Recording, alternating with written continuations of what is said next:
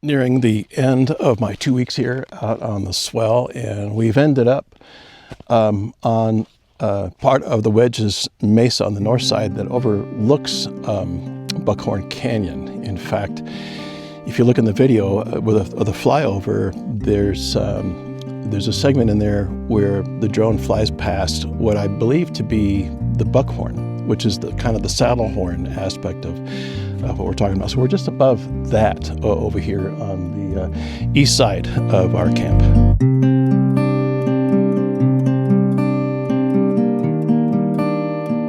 I'm sad to bring this to an end because it's been an extraordinary time out here, and I've really appreciated that. What I wanted to do very quickly is to kind of give you an overview, scope of my stay here, and a little bit of what we did. I'm also going to throw in the flyover video that I shot and I wrote the score for and created. And then I'll get into some systems. A couple of you have asked, what are the things from your day-to-day routine that keep you going here? And so I'm going to get into the systems that make the day-to-day camping here possible. Initially, Jack and I came out, and we ended up on the rim of the Little Grand Canyon. And this was shortly after quite a heavy rainstorm, lots of wind going on. We set up camp there just right on the edge. What I was really impressed with was that the awning stayed where it needed to stay. With the guidelines that I used, I cut a video that talks about, it's a review of the Overland Vehicle Systems awning. And the awning itself it provided me the shade and us the protection from wind and rain and such. But anyway, after 3 days of that, we decided to get off of the edge and go down maybe into Buckhorn. I thought about maybe taking a look to see if I couldn't find one of my favorite campsites here that is up by the Copper Orb Road, or the Copper Orb Mine Road, and I'll leave it at that. We journeyed out through Devil's Canyon to get to the crossroad that would take us up to that campsite, and that was quite a ride in and of itself. We made it as far as we could. We got to a point, the turnoff, that had been washed out by the flash flooding that happened through there, and the grade hadn't come back and filled it back up again. The little crevasse there was as deep as the vanadium is tall, and no amount of shoveling was going to go through and get me beyond that point. So we turned around and came back, and at that point we got onto the Buckhorn Draw Road and went north up into the Buckhorn Draw, but not quite. We stopped right before Swinging Bridge, and we turned west. After doing some drone work out there, we turned west onto a road that took us into a valley, a spectacular valley that the San Rafael River flows through. And so we did some drone shots there, and we stayed there, I think, for a couple of nights. No, we stayed there for one night. And had a very restful evening, no wind, and finally got some good sleep there. The following day, as I was packing up the vanadium, 3 large dually trucks came floating by us on that road, each toting a trailer along with a hot air balloon basket. So I thought maybe we might be treated to such a sight, and we were. We went, after we packed up the vanadium, we went a little farther into the Buckhorn Draw to find 3, I think maybe 4 balloons that had taken loft and were floating by. So I took an opportunity to go through and get some footage of that I could use to make a transition within the video piece that I was working on. From there, we went back to the south campground of Swinging Bridge, and we established camp there for a couple of nights. And kind of recharged our batteries a little bit, as much as we possibly could, because the campground was, man, you go to bed and you're the only one out there, and then by 3 o'clock in the morning, it's full of people, full of very loud people as it goes. So from there, we decided to get away from the fray of any possibility of having any other campers. I had never been very far south on the San Rafael Swell, so we decided to go down to Temple Mountain. And on our way down there, we took a little detour off the main road that would take you to the Temple Mountain group campsite. The road that we took was a mountain biking road, and that took us right to, if not on to, the mountain itself. And we went as far as I dare push the vanadium, and we circled back about a half a mile and found a beautiful remote spot not a person in sight. In fact, no indication of civilization in sight anywhere. And we stayed there for 2 days, practiced a little meditation, and some qigong, and let the earth soak into myself here, which was really good for me. From Temple Mountain, then we made it back up into the Buckhorn Wash and found a nice campsite up there. We wanted to visit the petroglyphs, the rock art that's there in that area, and also get some drone footage of the valley of the Wash, of the Buckhorn itself, and to do some flyovers of some of the smaller mesas and things there, and really enjoyed our time doing that. So we went back up to Little Grand Canyon. Not quite on the edge of it this time. We found a nice spot in a camp area that was just a few paces away from the edge, so I could enjoy my morning coffee, and Jack and I could enjoy the evening sunsets there. And we were there for 3 evenings, I believe, until it got really noisy. Come the weekend, Friday, it started to get packed up again with mountain biking types and folks who enjoy this places as much as I do. While we were back there at the edge of the Little Grand Canyon, I composed and arranged and recorded a score for the video I was going to create. And the following day, I went through and started going through the footage that I had acquired with a Little Bird and with my iPhone, and started to put something together in an edit, and it started to come together very nicely. But I just didn't have the bandwidth here to upload it, and because we weren't getting the sunshine that we needed to recharge the solar batteries, we decided to make a trip back into Huntington, recharge, re-edit, and finally upload the video, and did some grocery shopping, and then packed everything back up and followed the vanadium back to this point. We were out here 3 or 4 days previous, just kind of scouting things out, and I remembered the spot and wanted to grab it. And it was on a Saturday, so things were filling up pretty quickly out here, but I was able to get the spot. So that's it. Here's the video that I ended up creating from all the footage that we shot and from the music that I created.